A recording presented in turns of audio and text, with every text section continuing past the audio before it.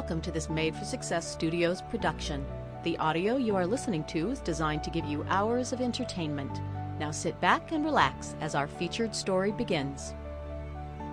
At Agincourt, A Tale of the White Hoods of Paris by George Alfred Henty. This recording is copyright 2019 by Jim Hodges of jimhodgesaudiobooks.com. Chapter 1. A Feudal Castle. And is it true that our lord and lady sail next week for their estate in France? Aye, it is true enough, and more is the pity. It was a sad day for us all when the king gave the hand of his ward our lady to this Baron of Artois. They say she was willing enough, Peter. Aye, all say she loved him, and being a favourite with the queen, she got her to ask the king to accede to the knight's suit. And no wonder.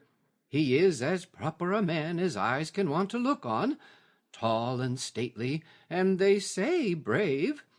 His father and grandfather both were Edward's men, and held their castle for us. His father was a great friend of the Black Prince, and he too took a wife from England. Since then, things have not gone well with us in France, and they say that our lord has had difficulty in keeping clear of the quarrels that are always going on out there between the great French lords. And seeing that we have but little power in Artois, he has to hold himself discreetly, and to keep aloof as far as he can from the strife there, and bide his time until the king sends an army to win back his own again. But I doubt not that although our lady's wishes and the queen's favour may have gone some way with him, the king thought more of the advantage of keeping this French noble, whose fathers have always been faithful vassals of the crown, and who was himself English on his mother's side, faithful to us, ready for the time when the royal banner will flutter in the wind again, and blood will flow as it did at Crécy in Poitiers.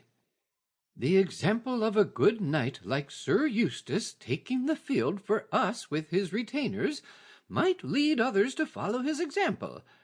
Besides, there were several suitors for our lady's hand, and by giving her to this French baron, there would be less offence and heart-burning than if he had chosen one among her English suitors. And indeed, I know not that we have suffered much from it being so. It is true that our lord and... Sample complete. Ready to continue?